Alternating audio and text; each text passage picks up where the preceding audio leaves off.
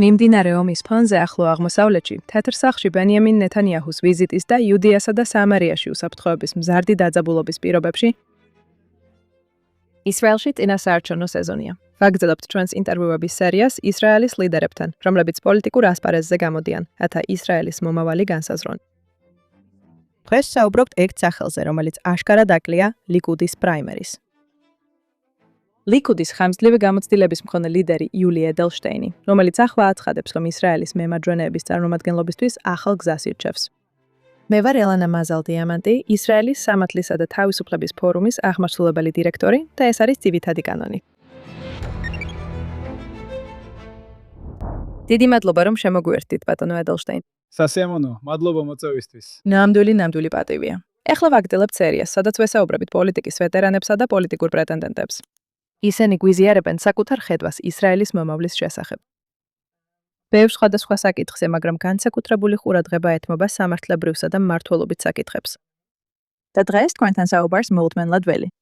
მადლობელი ვიქნები თუ თქვენს გამოცდილებაზე ცოტა მოგუღებით, რომელიც ნამდვილად შთამაგონებელია. თქვენ დაიწყეთ ებრაული ენის სწავლება საბჭოთა კავშირში. თქვენ იყავით სიონის პატიმარი. თქვენ ჩამოხვედით ისრაელში და პოლიტიკური საფეხურები გაიარეთ. ყოფილ ხართ მინისტრი, ქნესეთის სპიკერი და ასე შემდეგ. მე ვფიქრობ, ეს ისტორია ნამდვილად იმსახურებს მრეფს მოსმენას. სანამ გადაცემის მსვლელობისას მთავარ საკითხებზე გადავიდოდეთ. ასე რომ თუ შეგიძლიათ რამდენიმე წუთი დაგვითმეთ და გაგვაცანით ეს ისტორია. კარგი. პირველ რიგში ვცდილობ გავარკვიო, ამ ეტაპზე ვეტერანი ვარ თუ პოლიტიკური ამბიციების მქონე, მაგრამ თუ ისტორიას დაუბრუნდები, მე დავიბადე ყოფილი სესწარში 1979 წელს. გავაკეთე გასვლის ვიზაზე განაცხადი. მაშინ 21 წლის ვიყავი. უარი მithეს, არ მომწეს გასვლის ვიზა. და დავხვდი ის, რასაც რეფუზენიკს უწოდებენ. დავავიდოს თვითონ ვისწავლე ებრაული და შემდეგ სხვებსაც ვასწავლე. მადლობა ღმერთს, არავის მოუთხოვია დოკუმენტები და არავინ ცდილობდა შეემოცმებინა, როგორი იყო მაშინ ჩემი ებრაული. მაგრამ უნივერსიტეტში ენებს სწავლობდი. ასე რომ ძირითადად მომზადებული ვიყავი უცხოენების სწავლებისთვის და მე მქონდა საკმარისი რაოდენობის სტუდენტები, მათი უმეტესობა, არა ყველა, მაგრამ მათი უმეტესობა თავად რეფუზნიკები, რომლებიც ჩემსავით იმავე სტატუსში იყვნენ. ხელისუფლებას ერთ ეტაპზე მობეზდა ჩემი საქმიანობა, როგორც ებრაული ენის სხვა მასწავლებლების საქმიანობას. 1994 წელს დამაკავეს. რა თქმა უნდა, არა ებრაულის სწავლებისთვის. ესეთი კანონი არ არსებობდა, არც კი ყოფილ საბჭოთა კავშირში. არამედ ნარკოტიკების უკანონო ფლობისთვის. რამდენიმე ჩემი კოლეგა დააკავეს იარაღის უკანონო ფლობისთვის, პოლიციელზე თავდასხმისთვის და სხვა გამოგონილი ბრალდებები. 97-ში გამათავისუფლეს, ალბათ ზიონის ბოლოსინა პატიმარი ვიყავი, რომელიც გორბაჩოვმა გაათავისუფლა. მათ იურიდიული პრობლემა ჰქონდათ ჩემთან, რადგან არასდროს ვაღიარებდი ჩემს დანაშაულებს. ანუ არასდროს თანხმდებოდი, რომ უკანონოდ მქონდა ნარკოტიკები. ამიტომ ფიქრობდნენ, როგორ გაეთავისუფლებინეთ. და ბოლოს მართლაც მოიფიქრეს გამოსავალი. გამოთავისუფლეს, საკმაოდ მალე მივიღე გასვლის ვიზა. და 1997 წლის ივლისში ისრაელში ჩავედი. ჩემთვისაც და გარშემოყოფებისთვისაც თქვი, ზუსტად კი მახსოვს ეს ფრაზა, მე ჩემი ვალი უკვე მოვიხადე ებრაელი ხალხის წინაშე. კმარა. და ჩემს პროფესიულ კარიერასო დაუბრუნდეთ. არასდროს მივიღებდი მონაწილეობას საჯარო ცხოვრებაში. და როგორც კარგი ძველი ებრაული ანდაზა ამბობს, როცა ადამიანი ფიქრობს, ღმერთი ცინის. დაიწყო ყოფილი საბჭოთა კავშირიდან ისრაელში ალიის დიდი ტალღა. ეს ჩვენთვის ყოფილი ტოლვილებისა და სიონის ტყვეებისთვის ოცნების ახდენას გავდა. და ზოგიერთები ჩვენგან მართლაც აქტიურად ჩავერთეთ საზოგადოებრივ საქმიანობაში, არასამთავრობო ორგანიზაციებში. და ერთ ეტაპზე მივხვდით, რომ ბევრად უფრო ადვილია არა სხვების ლობირება, არამედ თავად ცადოთ, რომ აგვირჩიონ, რათა გადაუჭრათ ის საკითხები, პრობლემები, გამოწვევები, რაც იმ ბიდი ალიას ტალღას მოხვდა. ესე მოხდი პირველად ქნესეთში, მსახურობდი სხვადასხვა მინისტრის პოზიციაზე და 3 ვადით ვიყავი პარლამენტის სპიკერი. და ეხლა აქ ვართ ამ სტუდიაში და ვსაუბრობ. ასე რომ თქვენ როგორღაც მოახერხეთ და გამოტოვეთ ამ გამოცდილების ყველაზე ფერადი და ყველაზე მტკივნეული ნაწილებიც კი.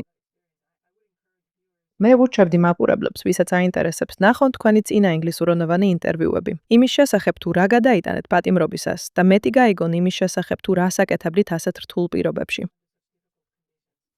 მაგრამ ეხლა დროა გადავიდეთ შემდეგ თემაზე. თქვენ მართლაც გიკავიათ უამრავი მაღალი თანამდებობა. მგონი იმიგრანტთა ინტეგრაციის მინისტრი იყავით. რა თქმა უნდა თქვით რომ ქნესეტის სპიკერი იყავით. კორონას პერიოდში ჯანდაცვის მინისტრი იყავით. ასევე და ამაზე ცოტა მოგვიანებით ვისაუბრებთ, სულ ცოტა ხნის წინ ქნესეტში საგარეო საქმეთა და თავდაცვის კომიტეტის თავმჯდომარე იყავით. და ახლა განაცხადეთ, რომ ტოვებთ ლიკუდს, რათა ახალი პოლიტიკური გზა დაიწყოთ, როგორც მემარჯვენე.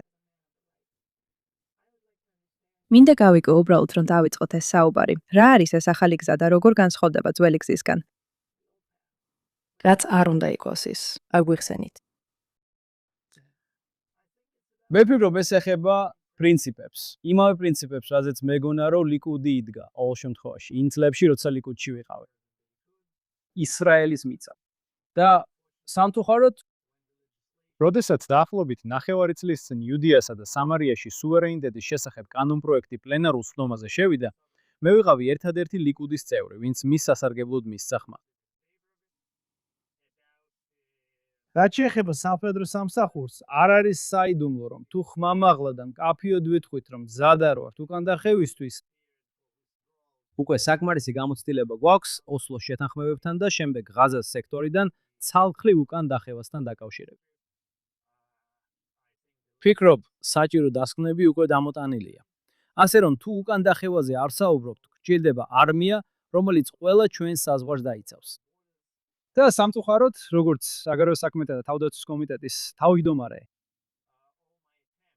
ჩემი ყველა მცდელობა, რომ ისრაელის თავდაცვის ძალებისთვის გაწვევის ბაზა გავაფართო. მაგალითად, ულტრაორთოდოქსული მოსახლეობის ჩართვით სულ მცირე იმ ნაწილის, ვინც სრულ განაკვეთზე იეშივაში არ სწავლობს, მინიმუმ რო ვთქვათ, ეს მცდელობები მხარდაჭერილი არის ლიკუდის და პრემიერ-მინისტრის მხრიდან. საბოლოოდ ეს იმით დასრულდა, რომ მე ჩამომაშორეს საგარეო საქმეთა და თავდაცვის კომიტეტის თავმჯდომარის პოსტიდან. ამ ყველაფერმა ერთად მიმიყვანა იმ დასკვნამდე, რომ ალბათ მე აღარ ვეკუთვნი იმას, რასაც დღეს ლიკუდის ფრაქციად მივიჩნევთ. უნდა გითხრათ, ეს ძალიან მტკივნეული გადაწყვეტილება იყო. რადგან ლიკუდის პრაიმერისში ძალიან მაღალი პოზიციებისთვის ვირჩევოდი, მათ შორის პირველ ნომრადაც. ეს ნიშნავს, რომ ლიკუდის პარტიის წევრებს შორის ბევრი მეგობარი და მხარდამჭერი მყავს, რომლებიც ალბათ ჩემს გადაწყვეტილებას ძალიან იმედგაცრუებულად შეხვდნენ.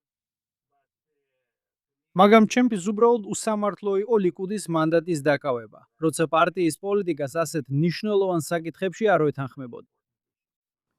სინამდვილეში ამაზე ცოტა მოგვიანებით ვაპირებდი საუბარს, მაგრამ ეხლა ვახსენებ. ბოლო რამდენიმე წლის განმავლობაში თქვენ და პარტიას შორის მინიმუმ 3 მნიშვნელოვანი განსხვავება იყო.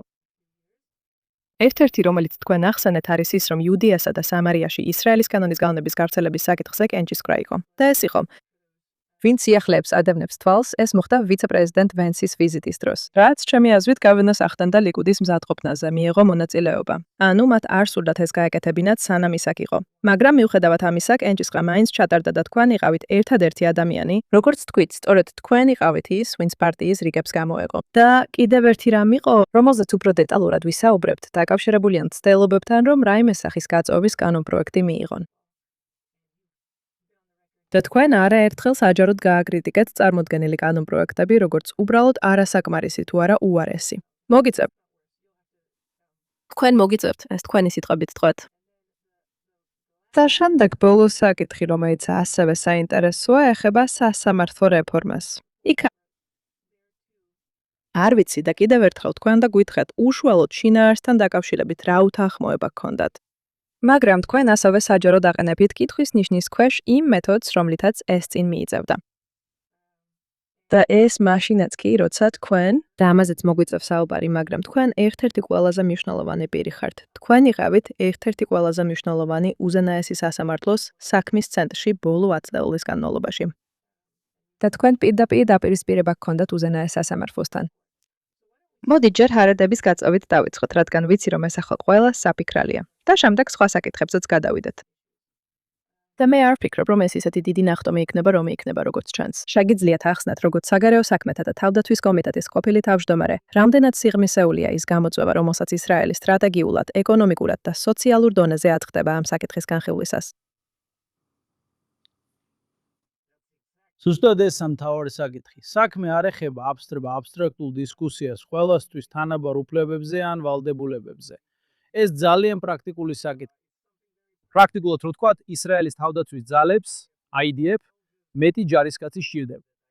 ისრაელის თავდაცვის ძალები, IDF, ამჟამად იყენებს ციფრს, რომ მათ სასწრაფოდ სჭირდება დამატებით 12,000 ჯარისკაცი. ვფიქრობ, რომ ერთადერთი შესაძლებლობა, რომ ეს რიცხვი შევავსოთ, არის ის, თუ ამ ქვეყანაში ულტრამართლმადიდებელ საზოგადოებაში რაღაცას შევცვლით. ეხლა სრულად მესმის, რომ ამ ცვლილებას ერთ დღეში ვერ განახორციელებ. თუნდაც ჩემი წინააღმდეგები ბევრმა რეზერვისტმა და სხვებმა გააკრიტიკეს, რომლებმაც თქვეს, რომ ისინი ძალიან რბილია და ზედმეტად კომპრომისული. მაგრამ სრულად გავაცნობიერე, რომ თუ გვინდა რამე, რაც როგორმე შეიძლება მიიღოს ულტრაორთოდოქსულმა ისტებლიშმენტმა, საჭიროა კომპრომისით მივიდე. საბოლოოდ სამწუხაროდ აღმოჩნდა, რომ კომპრომისი შეუძლებელი იყო. მათი ქნესეთის წევრები და მათი ხელმძღვანელობა არასდროს დათანხმდნენ ისეთ კომპრომისს, რომელიც პრაქტიკულ გაწევას გამოიწვევდა არმიაში. ეხლა თვითონ თქვენი კითხვა შესანიშნავია, რადგან საქმე მხოლოდ არმიას არ ეხება. არმიაში სამსახურის უშუალო შედეგია ის, რომ ამის შემდეგ ადამიანებს შეეძლებათ ამ ქვეყანაში სამუშაო ძალას შეუერთდნენ, საუბრობთ ეკონომიკაზე და იმ მდგომარეობაზე, რომელშიც ვართ 3 წლის ომის შემდეგ. რეგულარული მუშაობა, გადასახადების გადახდით და ამ ყველაფრით მოსახლეობის მნიშვნელოვანი სეგმენტის მხრიდან შეიძლება რეალურად გავლენას ახდენდეს ისრაელის ეკონომიკის მდგომარეობაზე. მის გარეშე ეს უბრალოდ ტვირთი იქნება მათთვის, ვინც მუშაობს და იხდის გადასახადებს. და ბოლოს, რაც არანაკლებ მნიშვნელოვანია, არის რაღაც, რაც მათ უხებს, ძალიან მათ უხებს. და ეს არის ის უფსკრული, რომელსაც ვხედავთ. იმიტომ რომ იმ მოსახლეობასა და მათ შორის, ვინც მსახურობს არმიაში, არაფერს ვამბობ იმ ოჯახებზე, რომლებმაც საყვარელი ადამიანები დაკარგეს და თუნდაც უბრალოდ იმ ოჯახზე. სადაც მამა ან ქმარი 300 დღით, 400 დღით ქრება რეზერვის სამსახურის გამო, საკუთარ თავს საფრთხეში ადებს ბევრ შემთხვევაში. ესეთ ოჯახს უწევს სიტუაციის წინაშე დადგომა, როცა მათი მეზობლები ზოგ შემთხვევაში თუნდაც ნათესავები ვერ იგებენ რაზე ლაპარაკობენ. ისინი უბრალოდ ჩვეულებრივ ცხოვრებას ეწევიან, ნორმალურ ცხოვრებას. და როგორც უკვე თქვი, მართლა ძალიან ნერვიულობ, რადგან ის სიტყვები და ენა, რასაც ჩემს გარშემო ვისმენ, არ არის ჯანსაღი ჩვენი ქვეყნისთვის. ჩვენ ებრაული სახელმწიფო ვართ. ჩვენ მინდა გავიგოთ, რომ არსებობს ებრაელად ყოფნის სხვადასხვა გზა, მათ შორის, რა თქმა უნდა, ულტრაორთოდოქსული ცხოვრების წესი. მაგრამ რაც ახლა ხდება, ეს დიალოგი არ არის, ეს ორი მონოლოგია. ეს გავს მაპატიეთ ორ ყრუ ადამიანს, რომლებიც ცდილობენ ერთმანეთს ესაუბრონ. როგორ გამოიყურება იდეალური გაწვევის კანონი თქვენი აზრით? დეტალებში ზედმეტად ჩაღრმავების გარეშე და ნამდვილად განვიხილე ამ კანონპროექტის ყოველი პუნქტი, მაგრამ ყოველწლიურად მათი რაოდენობა იზრდება. აშკარა განსხვავებით მათ შორის, ვინც მიდის ჯარში სამსახურზე და მათ შორის, ვინც ჯარის სამსახურს თავს არიდებს და გარკვეული რაოდენობის იმ ადამიანების მხარდაჭერით, რომლებიც მართლაც სწავლობენ თორას დილიდან გვიან საღამომდე, ესეთი ადამიანები არსებობენ, ისინი გვჭირდება, მაგრამ მათი რაოდენობა უნდა იყოს განსაზღვრული და არა ის სიტუაცია, რომელსაც ახლა ვაწყდებით, სადაც ყველა ბოდიში უბრალოდ შეიძლება დარეგისტრირდეს იეშივაში, ისე რომ ერთხელაც კი არ ყოფილა იქ. რადგან ერთ-ერთი რამ, რაზეც ულტრაორთოდოქსული ხელმძღვანელობა არასდროს დათანხმდა, იყო იეშივებზე მკაცრი კონტროლი. მათთვის ერთი სახის ქაღალდი, რომელიმე რაბინისგან საკმარისი მტკიცებულება. მე თითქმის მეშინია ეს კითხვა დაგისვეთ, მაგრამ ლარგენ ჩვენ ყურადღებას ვამახვილებთ ადამიანურ რესურსებსა და რიცხვებზე.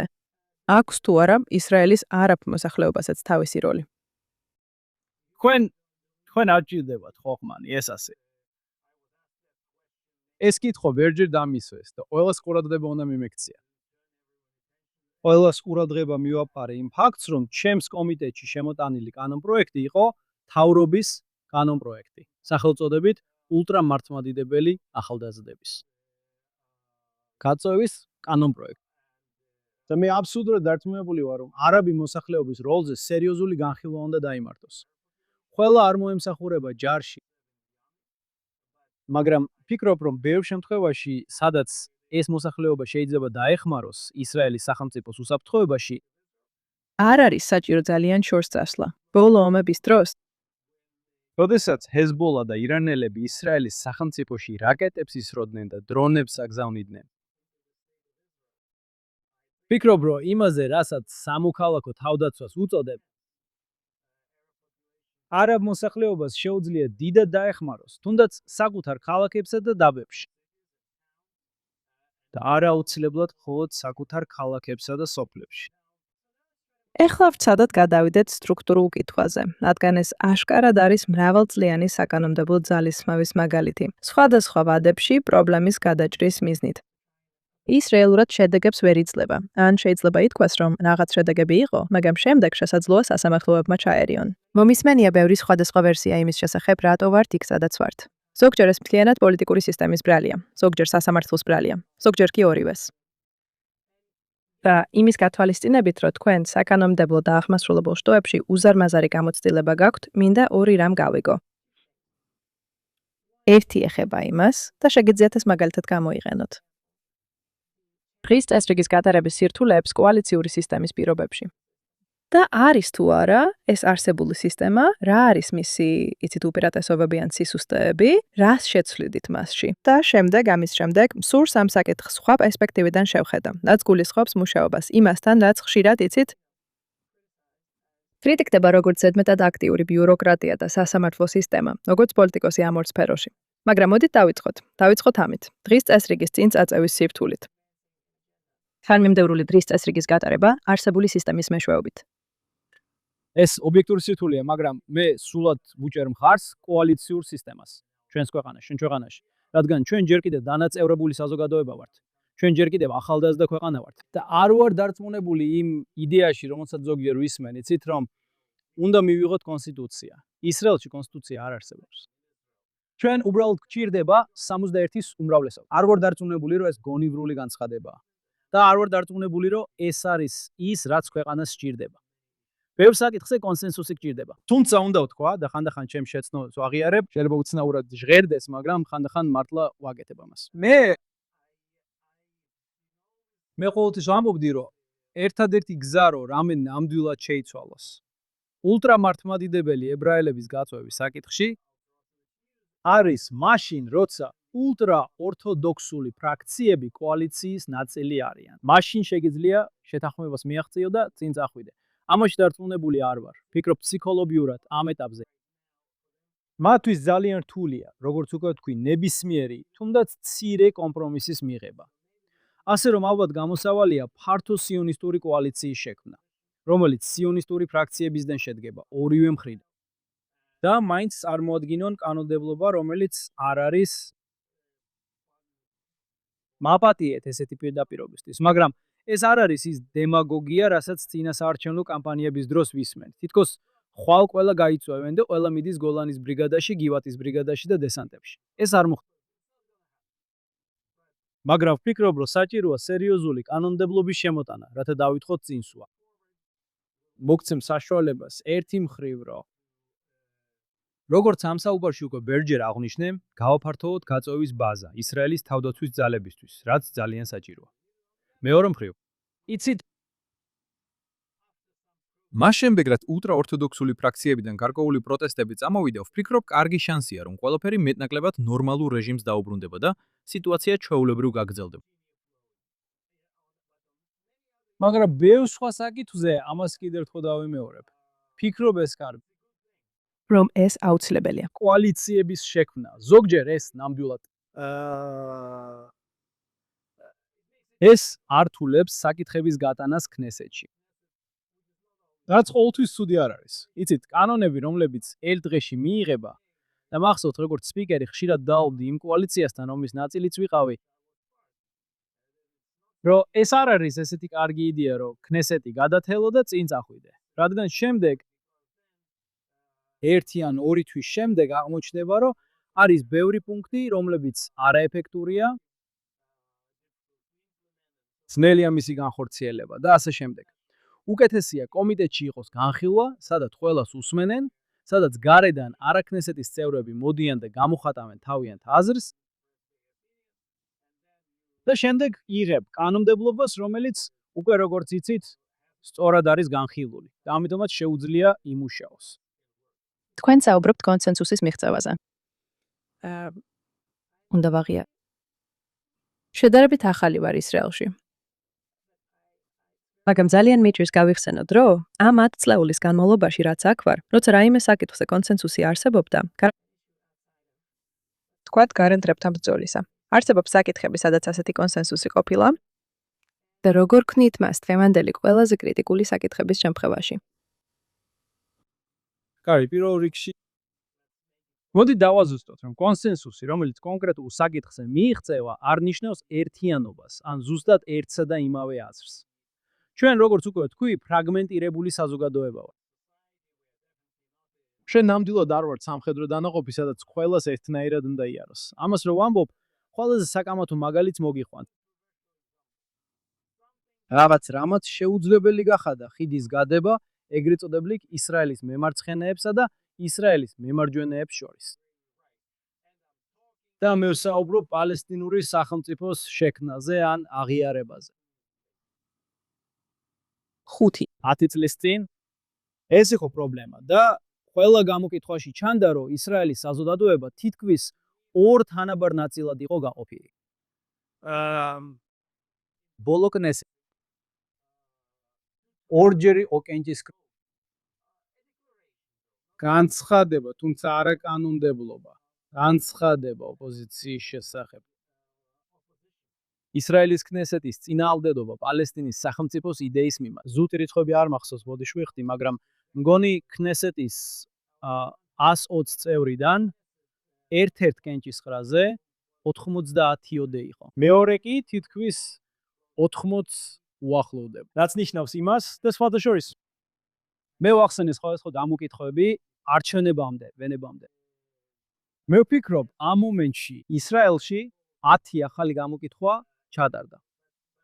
მაგრამ ყველა მათგანში ხედავთ, რომ პალესტინის სახელმწიფოს იდეაზე ძალიან ფართო კონსენსუსია. რაც ნიშნავს, რომ ისრაელის მოსახლეობის უმრავლესობა ამ იდეას ეწინააღმდეგება. მე ვფიქრობ, რომ ერთადერთი პარტია კნესეთში, ეგრეთ წოდებული დემოკრატები, ადრე ლეიბორისტები, რომელიც ყველა გამოკითხვაში დაახლოებით 10 მანდატს იღებს, ისინი ღიად აცხადებენ, რომ ამ იდეას უჭერენ მხარს.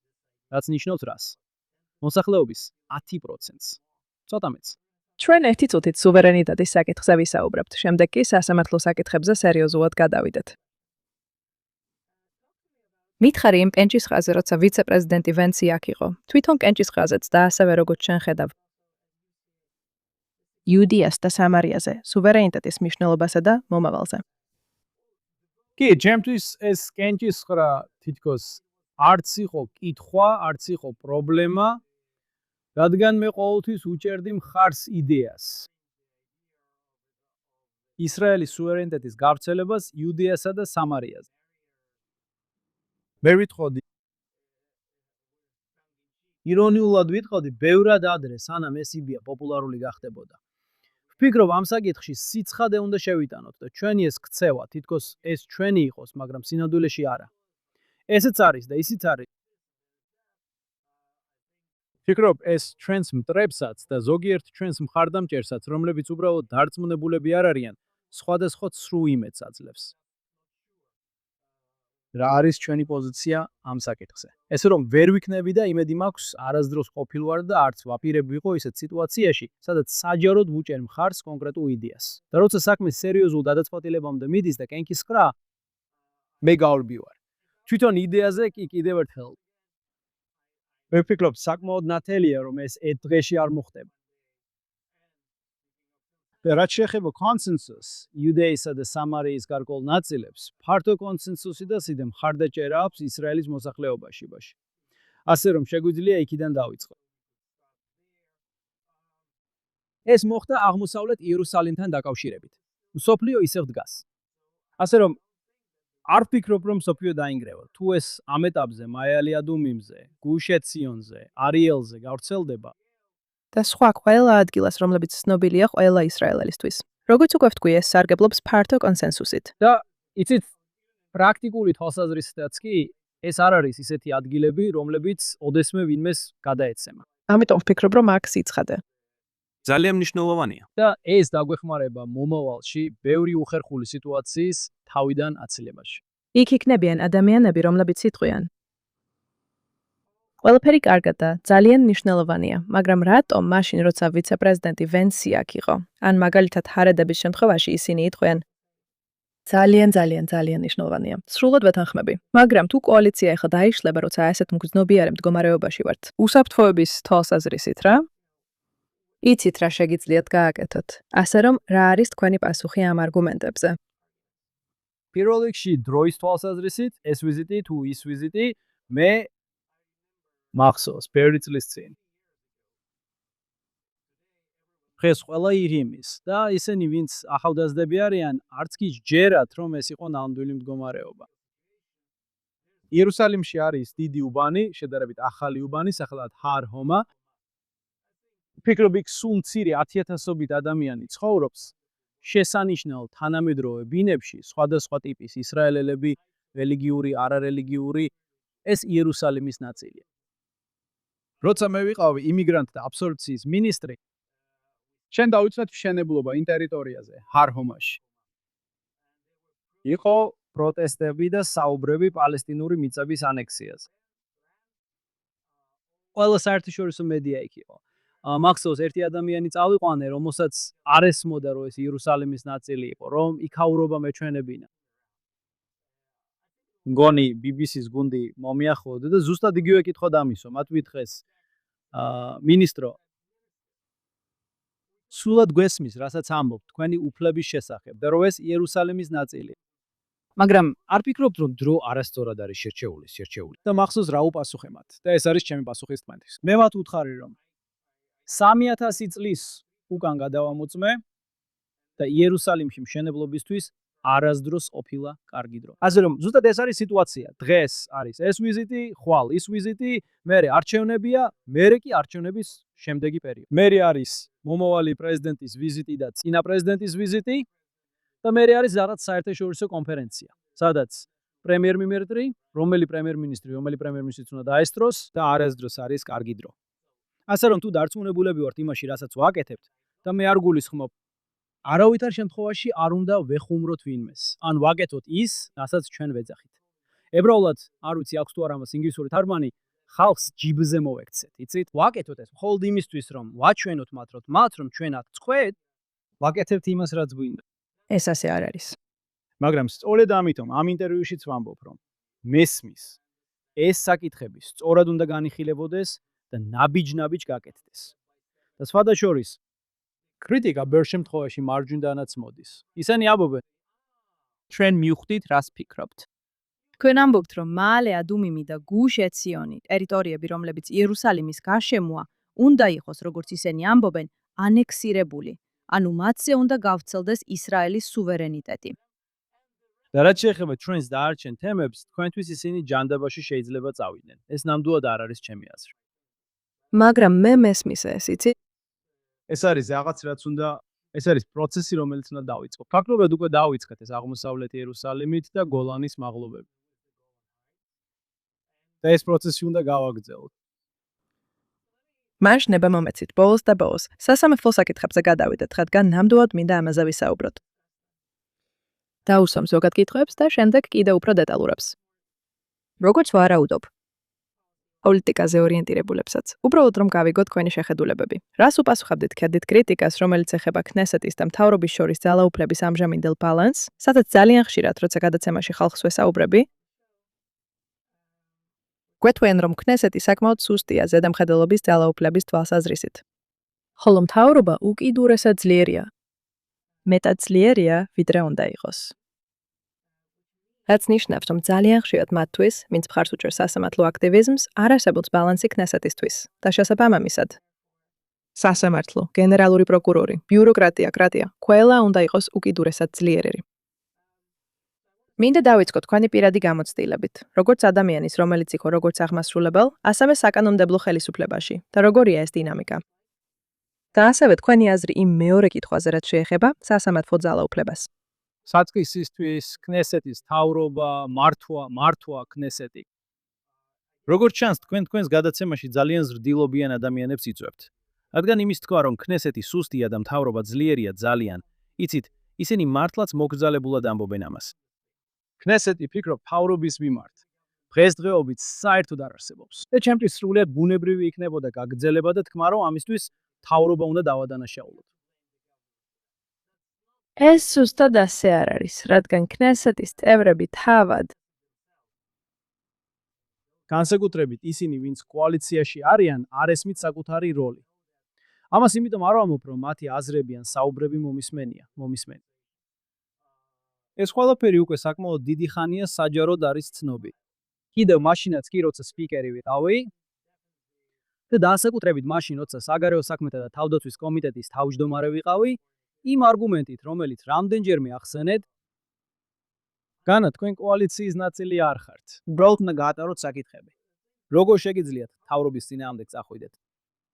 ჩვენი ამოცანა სხვადასხვა მთავრობას ვემსახუროთ. კოალიციის წევრის მიერ საჯაროდ ნათქვამი სიტყვები.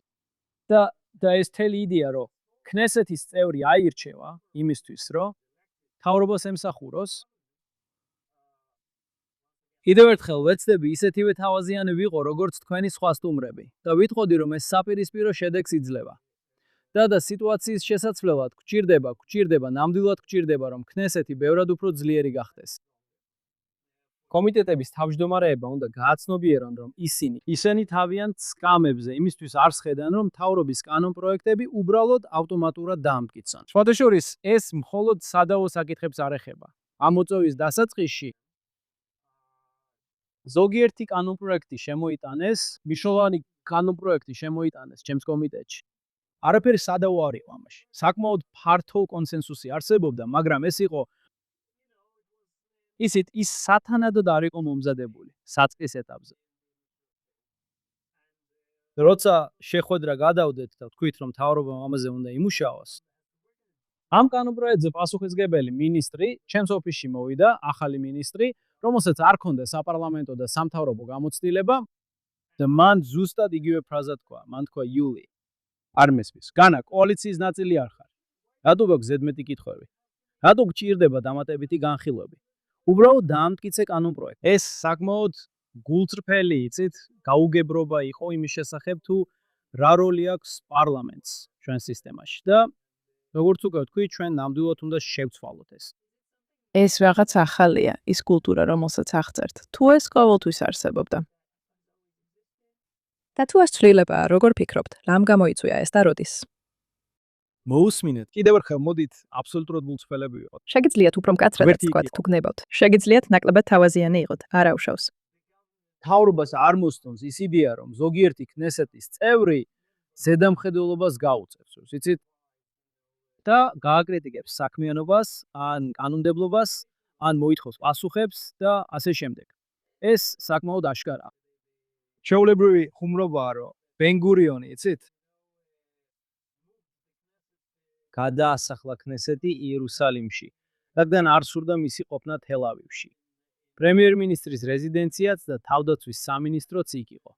ბენ-გურიონი თუ გახსოვთ, პარალელურად თავდაცვის მინისტრიც იყო და არ უნდოდა ყველა ეს ადამიანი მის გარშემო ყოფილიყო. ამიტომ ქნესეთი იერუსალიმში გადაიტანა. ასე რომ ეს ახალი არ არის ცვლილებები, როდესაც მთავრობას არ სურდა ქნესეთის ჩარევა, ხოლო ქნესეთს სურდა ჩარევა. ამჟამად ქნესეტს ეხლა ჩარევა არ სურს. ოპოზიცია ავტომატურად აკრიტიკებს ყველაფერს, რაც მთავრობიდან მოდის. ბუნებრივია. თუმცა ეს ყოველთვის გონივრული არ არის. კოალიცია, როგორც უკვე თქვი, უბრალოდ ამბობს კი ბატონო, როცა რამე მთავრობიდან მოდის და შედეგი ბევრ შემთხვევაში ის არის, რომ კანონმდებლობა სწორად არ არის ორგანიზებული. სერიოზული განხილვა არ. კომიტეტებში განხილვები ყვირილის შეჯიბრებად იქცევა. რადგან განხილვაში შინაარსი არ არის.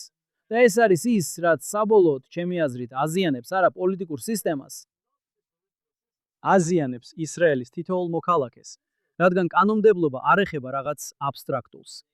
ისინი ჩვენს ცხოვრებას ეხება. მაშ იმის ფონზე, რასაც ახლა აღწერთ რა. რას ფიქრობთ იმ ხშირად გამოთქმულ პრეტენზიებზე? ვითხოვდი ალბათ უფრო მემარჯვენე კანონმდებლობის მხრიდან, თუმცა არა მხოლოდ მათი.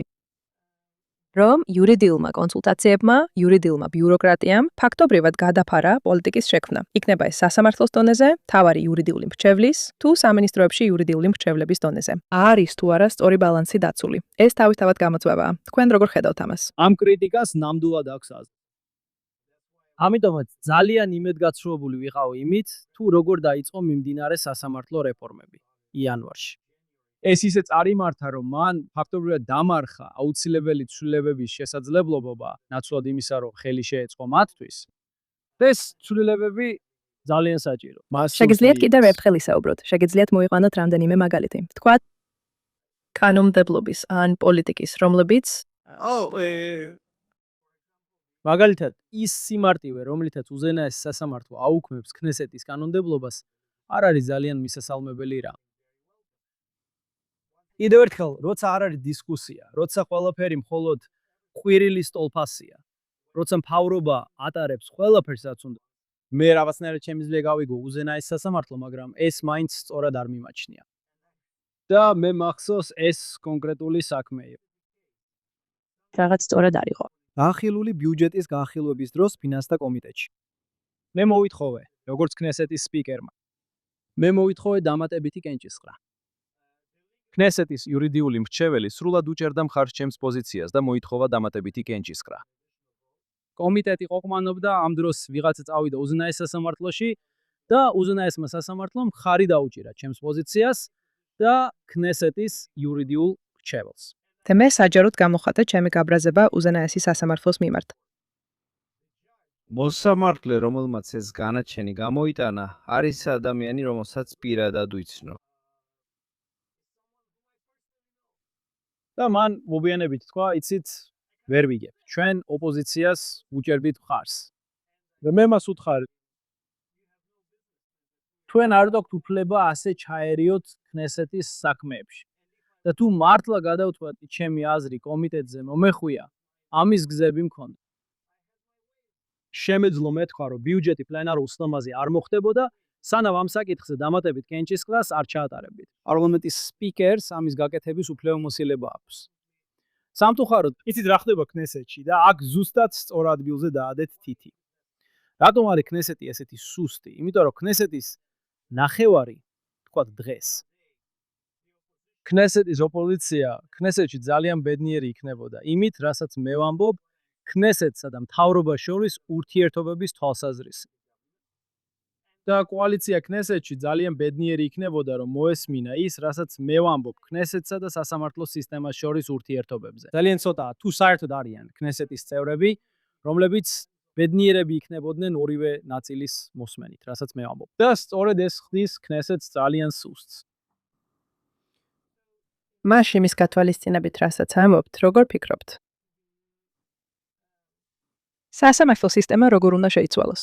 თქვენ უკვე ისაუბრეთ მსგავს სიტუაციაზე, რასაც ახლახან აღწერდით, როცა გადაწყვეტილება თქვენს სასარგებლოდ იყო, მაგრამ თქვენ მაინც პრინციპულად წინააღმდეგ წახვედით.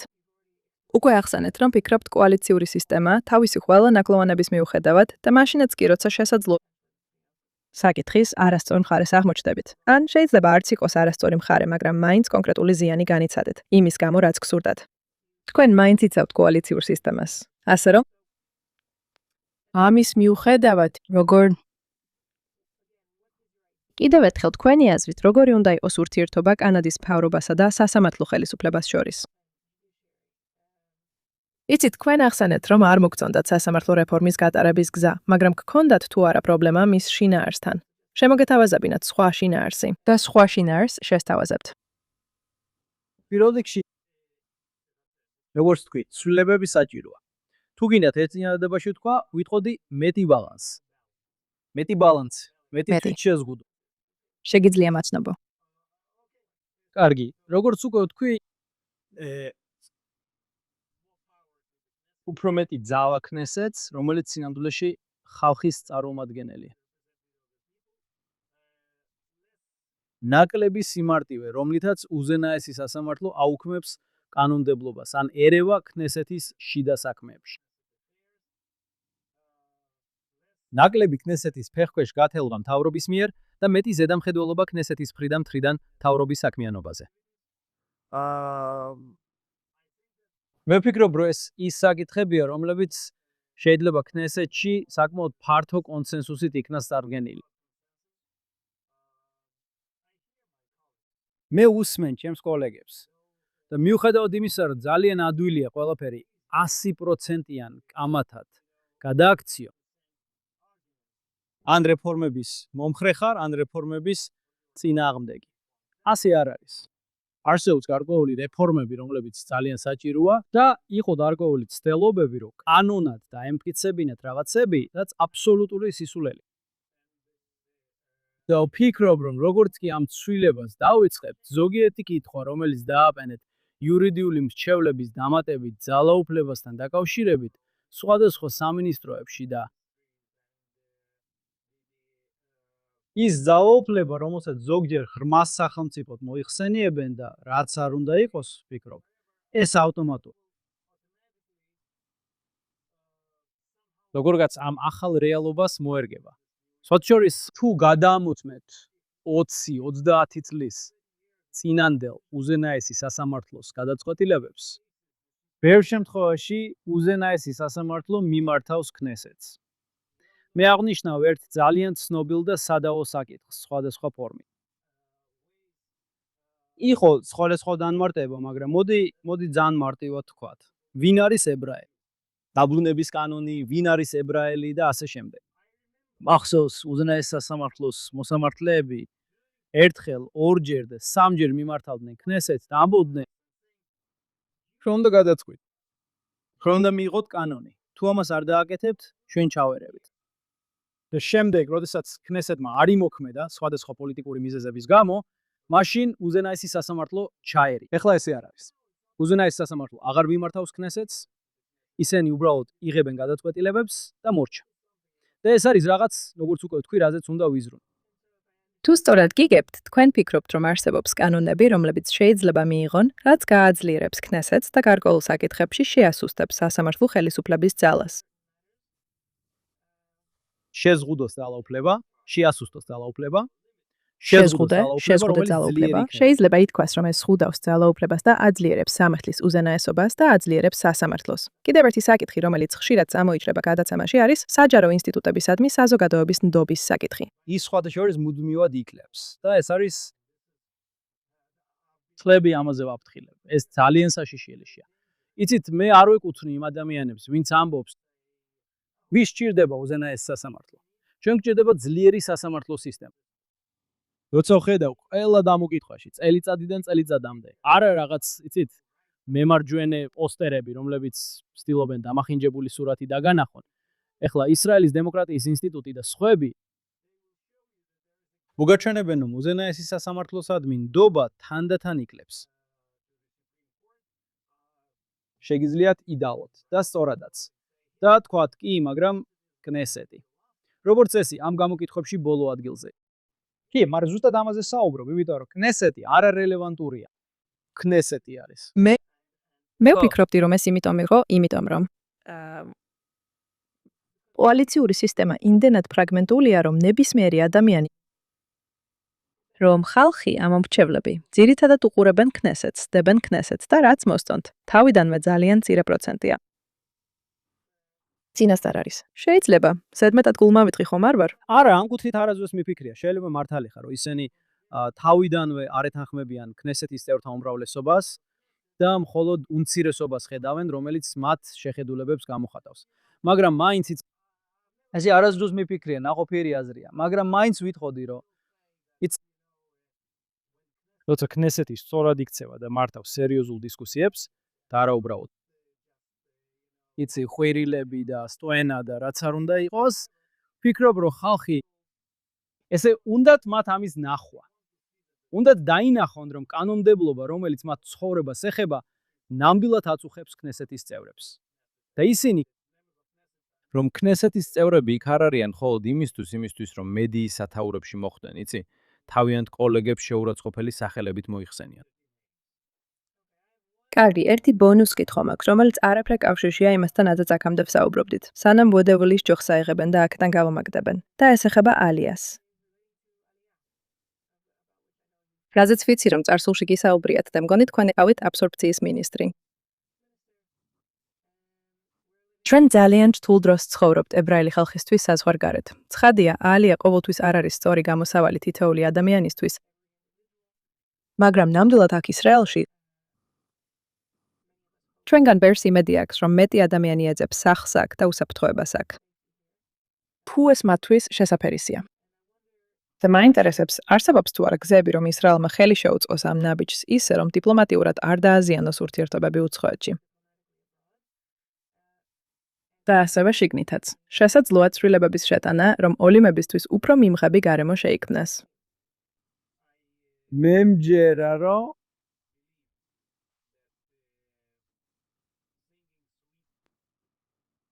დიასპორაში მცხოვრები ებრაელებისთვის ისრაელში ცხოვრებაზე ტკბილი სიმღერებისა და ჰიმნების მღერა მათ ისრაელში არ ჩამოიყვანს. ეს არის როგორც თქვი, ეს არის თქვენ გამოიყენეთ ეს სიტყვა, მგონი თქვენ იყავით, იქნება ეს მათთვის შესაფერისი თუ მათთვის ვისთვისაც ეს შესაფერისია. მე გამაკრიტიკეს, მაშინაც კი როცა იმიგრანტთა აბსორბციის მინისტრი ვიყავი. იმისთვის რომ ყველას არ მოუწოდები ალიაზე ჩამოსვლას. როცა თქვათ უცხოეთში ვკითხულობდი ლექციებს ებრაულ საზოგადოებაში ამ მსგავს რამეს, იმიტომ რომ ვფიქრობ ეს გადადაწყვეტილება სერიოზულად უნდა მიიღონ ადამიანებმა. ემიგრაცია და იმიგრაცია. თუნდაც ამას ალიას უწოდებდეთ, ეს არასდროს არის მარტივი. ადაპტაცია არასდროს არის მარტივი, არავისთვის. არც ბავშვებისთვის. ეს ყველაზე სულელური რამაა, რაც კი ოდესმე მომისმენია. ბავშვებთან ადვილია, ხო იცით, ისინი ძალიან სწრაფად ეჩვევიან ყველაფერს. ეს არასდროს არის მარტივი. არც ბავშვებისთვის, არც მოზარდებისთვის, არც ზრდასრულებისთვის, არც ახალგაზრდა პროფესიონალებისთვის, არც ხანდაზმულებისთვის, არც არავისთვის. ეს მაინც მე ვფიქრობ, ეს საუკეთესო გადაწყვეტილებაა მათთვის, ვინც მართლა ირებს მას, სერიოზულად მიუდგეს და აქ მოვიდეს. იცი, მე შემიძლია პირველ პირში ვთქვა, მე გამოვიარე გარკვეული თავგადასავლები ისრაელში მოსვლისას, როგორც შენ ახსენე, და არასდროს მინანია ის დღე, როცა გადავწყვიტე ეს ნაბიჯი გადამეტი. და აქაც შეეხება იმას, თუ როგორ ვიზიდავთ ახალ იმიგრანტებს. ვონია, რომ ჩვენი მთელი საუბარი ამ კითხვასაც ეხება. როცა ისრაელს ვაძნიერებთ, უკეთეს უფრო ფართო კონსენსუსით. მეტი არ გაერთიანებით, არამედ ერთიანობით, რაღაც სახის ურთიერთგაგებით ხალხს შორის. ჩვენ ძალიან განსხვავებულები ვართ და ეს კარგია. რადგან მე არაფერი მაქვს შესათავაზებელი, თქვათ, ძალიან ულტრა ორთოდოქსული ებრაელისთვის, რომელსაც ალიის გაკეთება სურს.